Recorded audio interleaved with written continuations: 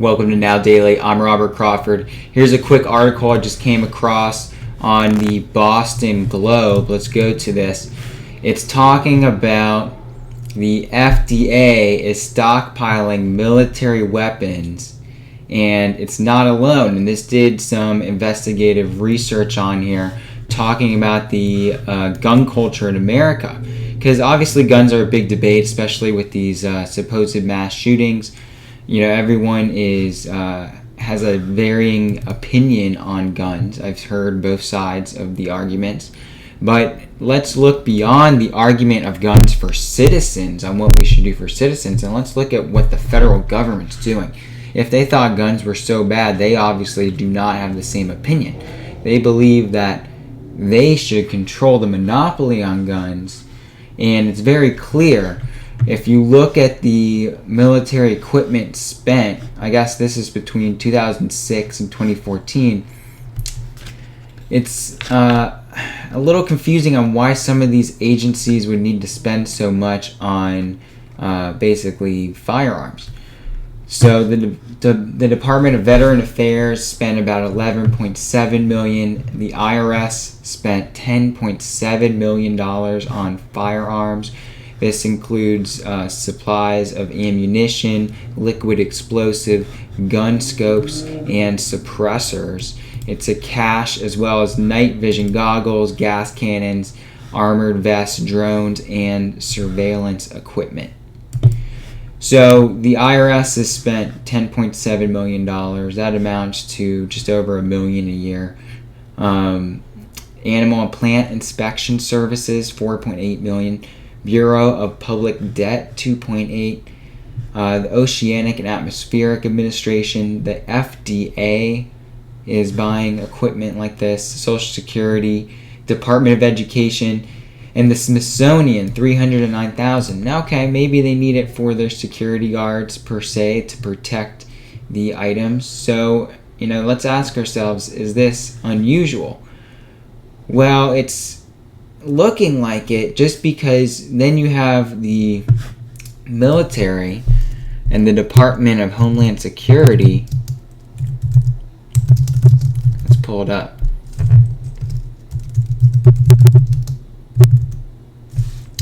Purchasing ammunition like crazy. They've purchased, according to Forbes right here,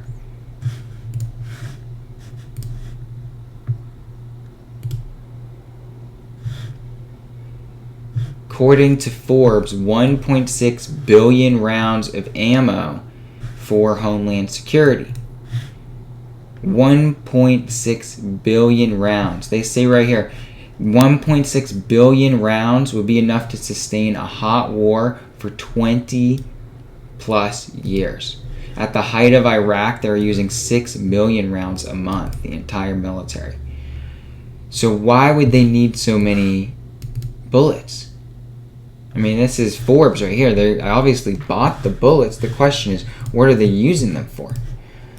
Now, a few theories. One is they're trying to prevent the overall public from acquiring bullets, so they're just buying them up in mass quantity to take them off the market to try to reduce gun crimes.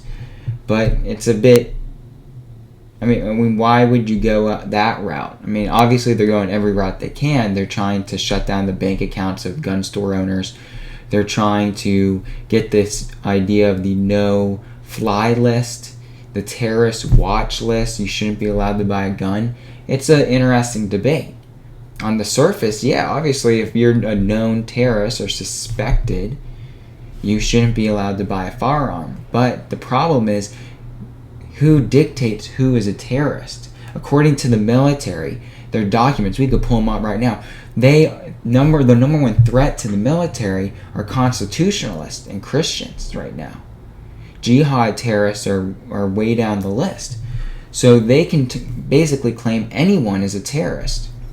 Even senators have been put onto the terror watch list.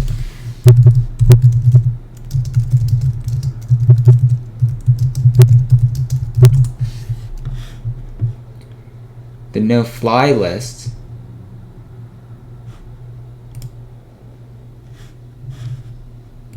is pretty subjective. So why are they trying to limit us from firearms, but why are they arming themselves tooth and nail? You know, why would they need 1.6 billion rounds of ammunition? That doesn't make sense to me. If someone knows what's going on, please let me know, because that's very interesting. You have to wonder why they are loading up. I mean, this goes after the program that they had in Congress. It was a federal program to arm local police with military-grade equipment. That's why you have MRAP tanks on local military streets. We have word that UN trucks, giant MRAP trucks and Humvees with UN painted on it, are being seen throughout the United States, being moved from different locations. So what are they doing with all this equipment? Why is it now coming back into the homeland? Are they just preparing for the potential of a future war? Are they preparing for something that they may not recognize? Now, does this have any correlation, I ask, to the federal debt right now? We know that about a year ago, they froze the federal debt for months. They kept it just under or just over $18 trillion. Now it's well over $19 trillion. Now we see things like Brexit causing the markets to collapse. I think about $2.1 trillion of worth was lost just last Friday alone. So you have to wonder, are they arming up because they know that civil unrest is coming and is intimate and is really going to happen? Or is it just a precautionary method that the government's taking and it really is for no specific reason? It's really just because they think that that is just what they'll need to be prepared for any type of natural disaster or something that could potentially happen, but they have no awareness of a future event. That's really the question I have. Are they aware of a future event and this is their way of preparing, or is this just preparing for the unknown future? I'm Robert Crawford. Welcome to Now Daily. Check us out at nowdaily.com. Comment below and share this video. We're just out hunting for the truth.